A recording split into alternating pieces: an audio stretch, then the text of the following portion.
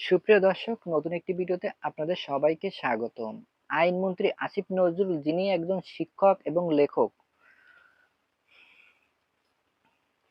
হিসেবে পরিচিত, তিনি বিভিন্ন সময় বিভিন্ন বক্তব্য নিয়ে আলোচনায় এসেছে এবং সবারই বিভিন্ন সময় বিভিন্ন বক্তব্য নিয়ে আলোচনা এবং সমালোচিত হয়েছে। গত মঙ্গলবার তিনি এমন একটি মন্তব্য করেছেন যা দেশ জুড়ে তোলপাড় শুরু হয়ে গেছে।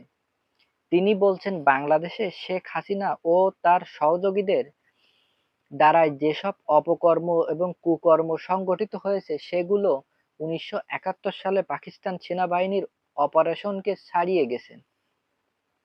তিনি একজন শিক্ষিত মানুষ হয়ে এটি কিভাবে বলতে পারেন দর্শক?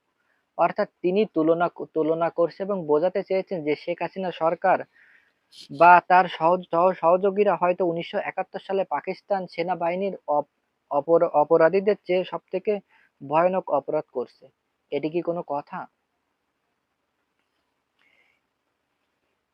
এই এই বক্তব্যটি সামাজিক এবং যোগাযোগ মাধ্যমে ব্যাপক প্রতিক্রিয়া দেখা গেছে। অনেকেই তুলনা করছে, আসিফ নজরুল এমন কথা বললেন কেন?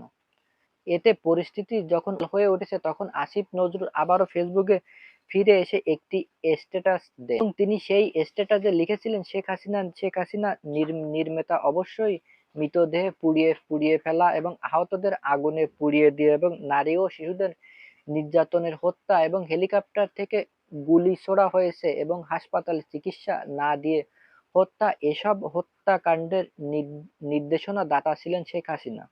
নিজেই এসব কাজ করেছেন এবং যুদ্ধক্ষেত্রে গুরুত্বপূর্ণ অপরাধ হিসেবে বেছে নিয়েছেন। হয়তো তাই ২০২৪ সালে এই অমানবিকতা ১৯৭১ সালের অমানবিকতার থেকে করলেও সেটি কঠিন সে তুলনা করলেও সেটি সঠিক হয়নি। নিজেই স্বীকার করছে তিনি যে সবথেকে বড় ভুল কথা বলেছেন। আবারও বলেছেন, দুটি ভয়ানক ভাবছে আমি আমার বক্তব্য পাকিস্তানকে ছোট করে দেখিয়েছি, তাদের কাছে আমি ক্ষমা চেয়েছি। মানে এরকম লোক গাছেরও খাবে, তলারও কুড়োবে, ঠিক তেমন একটি লোক। এই হলো তার সম্প্রতি অবস্থা। এর আগেও আসিফ নজরুল তিনি বলেছিলেন, ১৯৭১ সালে আমরা ১৯৭১ সালে আমরা হত্যাকাণ্ড দেখেছি, কে পুড়িয়ে দেওয়া দেখিনি। এই বক্তব্যের মাধ্যম দিয়ে তিনি শেখ হাসিনা সরকারের প্রতি ইঙ্গিত করেছেন এবং এই সরকার মরদেহ পুড়িয়েছেন, যা ১৯৭১ সালে এটি হয়নি।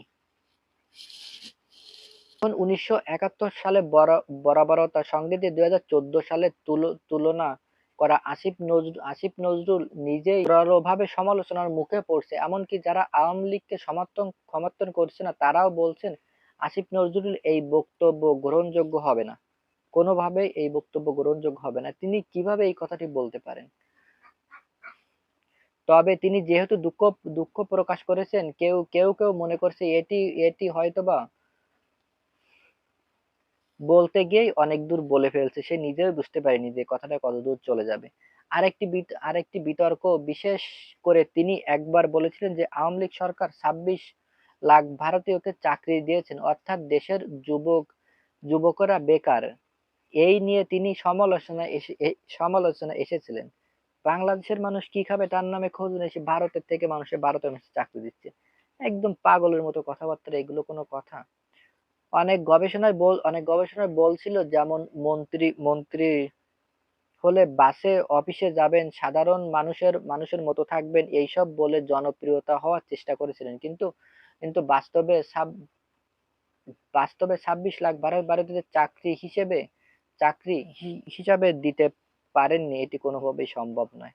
আওয়ামী লীগের ভেতরে অনেকেই মনে করছেন আওয়ামী লীগ সরকার পতনে আসিফ নজরুলের বড় ভূমিকা ছিল। এখন যদি আওয়ামী লীগ চায় তাহলে এইসব বক্তব্য ইস্যু বানিয়ে মুক্তিযুদ্ধকে অবমাননা করার অভিযোগ তুলতে পারে আসিফ নজরুলের বিরুদ্ধে। অজান্তেই তিনি সেই সুযোগটি করে দিয়েছেন। সব মিলে এখন বোঝা যাচ্ছে না এই বিষয়টি কিভাবে এগোবে। দর্শক, এই ছিল আজকে ভিডিওটি ভালো লাগলে অবশ্যই ভিডিওটিতে লাইক করবেন। আপনি আমার চ্যানেলে নতুন হলে অবশ্যই চ্যানেলটি সাবস্ক্রাইব করে পাশে থাকবেন। দেখা হচ্ছে পরবর্তী একটি ভিডিওতে। ততক্ষণ ভালো থাকুন, সুস্থ থাকুন।